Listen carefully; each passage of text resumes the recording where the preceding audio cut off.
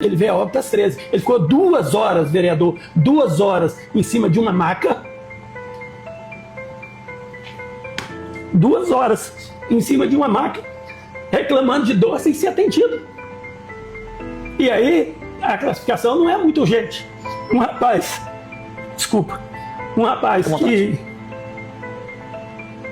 que não estava sentindo as pernas, que tinha paralisia, dormência nos 2 braços, reclamando de dor no peito. Pessoal, Pastor Dinho aqui. Fui procurado pela família do Melvin Ferreira, o jovem que faleceu recentemente no UPA de Castelândia. Lamentavelmente, a família está ouvindo algumas narrativas que são inverdades, segundo a família, a respeito da morte do Melvin. Me procuraram para que nós possamos contar a verdadeira história por aqueles que viveram os últimos momentos da vida do Melvin. Quero deixar claro que não estamos explorando a dor de ninguém. Só estou aqui porque a família pediu para que nós divulgássemos a verdadeira história, para que narrativas não sejam construídas, para que a verdadeira história do Melvin possa ser contada. Eu estou aqui com o Toninho, que é o ex-patrão do Melvin, que também era um pai do Melvin, que vai nos relatar exatamente o que aconteceu com o Melvin. Toninho, nós fomos procurados por vocês para que vocês pudessem contar a verdadeira história do que aconteceu de fato com o Melvin. Então, vereador, infelizmente, ex-patrão, porque nós não temos mais ele. O fato é que no sábado, 4h08 da manhã, eu recebo uma ligação. Minha esposa atende e vê que é o Melvin. E no momento ali, ela não passou imediato. Eu retornei para ele 4h09. Toninho, ele falando, Toninho, estou passando mal, não consigo andar. Consegue me levar no UPA? Tranquilo, vamos lá, te levar lá. Tô indo, tô subindo. Entre esse horário, 4h20 mais ou menos, eu cheguei na casa dele. Chegando lá, tinha alguns amigos, a mãe, a esposa, a neném, filhinha dele, né? Filhinha dele, que agora não tem pai mais. Colocamos ele no veículo e partimos. Então, entendemos que o atendimento no UPA do Serra Sede seria melhor. E fomos para o Serra Sede. Conversando, resenhando no caminho, porque ele estava bem lúcido, embora ele não sentia as pernas. Quais eram as reclamações dele naquele momento? Naquele momento, eram as pernas. Ele estava com muita dor nas 2 pernas e não conseguia andar. E aí chegamos, então, no UPA, né, por volta de 5 horas, não precisamente, talvez um pouquinho antes ou um pouquinho depois, e agora começa, então, o atendimento do Melvin. Ali ele é atendido, tinha um movimento pequeno por causa do horário também. Ali ele é atendido, vereador, e é encaminhado agora para o atendimento médico, né?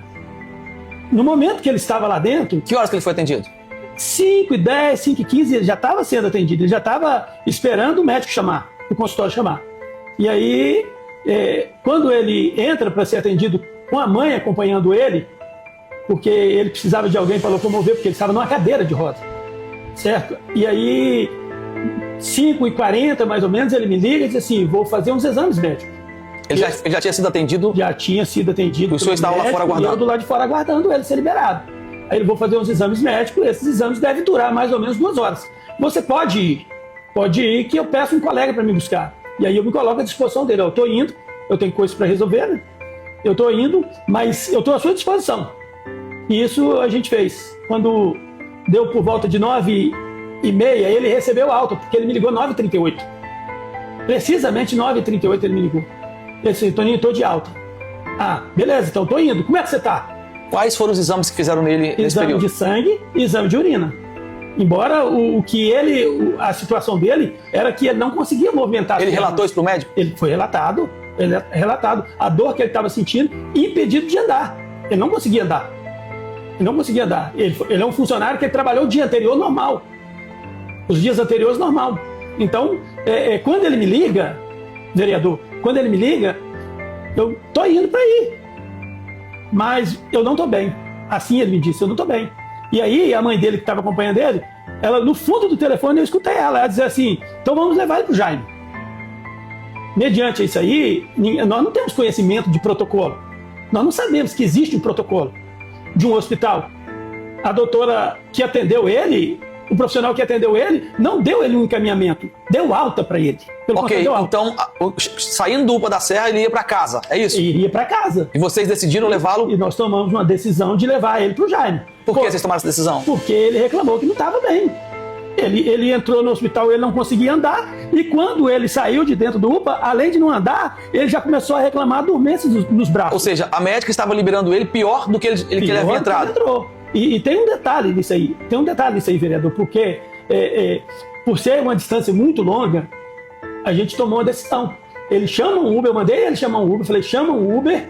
Você já estava em casa? Eu estava em casa, chama o Uber, porque já que nós vamos pro Jaime, a gente se encontra lá, que a gente ganha tempo. A gente precisava de tempo. As condições, a gente não tinha o tempo dele ter que me esperar eu chegar até o UPA da distância que é. E assim nós fizemos. Vocês moram em Nova Almeida, é isso, né? Nós moramos em Nova Almeida. Okay. E ele estava na Serra Sede. Tem algum ponto de atendimento em Nova Almeida? Não tem. Okay. Não, ainda não tem. Okay. A gente espera.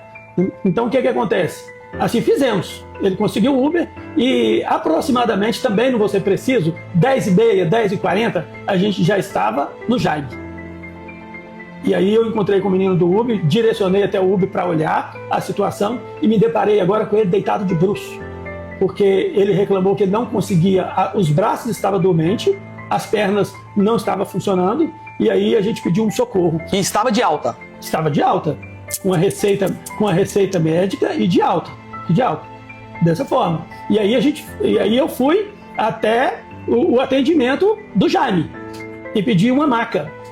Eu preciso de uma maca porque eu estou com um rapaz ali que ele não consegue movimentar os braços nem a perna. Eu preciso com urgência. E eles me pediram para aguardar e entraram lá para dentro do hospital, chamaram uma pessoa que nós entendemos que seja uma enfermeira, um profissional da saúde, porque ela não se identificou, e ela veio até a parte de fora do hospital e foi até o carro, e aí com alguns aparelhos que ela tinha lá, ela fez um procedimento com o Melvin. Que procedimento é esse? Ela olhou, acredito eu que a pressão dele, olhou a saturação, exatamente eu não sei direito. Essa profissional tinha alguma identificação, crachá, nada? Ela tinha, mas sinceramente eu não reparei. Ok. A tensão, né? E aí a gente começou uma conversa que me preocupou, porque eles trouxeram a maca para levar ele para dentro. E ela disse para mim sobre um protocolo do hospital. Ela disse, aqui nós temos o neurocirurgião, nós temos o leito, mas nós temos um protocolo que precisa de um encaminhamento da UPA. Ou seja, mesmo com todas essas reclamações, com ele quase que sem movimento dentro do carro, negaram o atendimento dele porque ele não tinha um encaminhamento. Foi negado o atendimento. E aí foi quando eu fiz para ela uma pergunta. Com o Uber do meu lado, com a mãe do jovem do meu lado, eu fiz uma pergunta para ela. E se esse rapaz morrer? E ela disse assim, ele não vai morrer. E aí, o que aconteceu? Nós não tivemos outra escolha. Nós fomos para o UPA, e agora de Castelândia, porque ela disse, chega no UPA de Castelândia e diz que ele teve aqui, que ele precisa de um encaminhamento para o neuro. E aí a gente teve que sair de lá. Optamos até para ele ir no Uber mesmo, para não perder tempo. Talvez, se o Melvin tivesse tido um atendimento imediato no Jaime, ele estaria vivo. Ou, se ele tivesse tido um atendimento adequado e não tivesse sido liberado do UPA de Serra Sede, também estaria vivo. Certamente, é bem possível. Certamente. Certamente ele estaria vivo. E aí começa uma batalha, porque o protocolo ele não pode ser quebrado de um hospital que está ali para salvar a vida. Mas quando é para salvar uma vida, não existe protocolo. Não existe, não pode existir. Não pode existir, vereador. O que acontece? Nós fomos então. Eu fui no meu carro, o Uber foi no carro dele,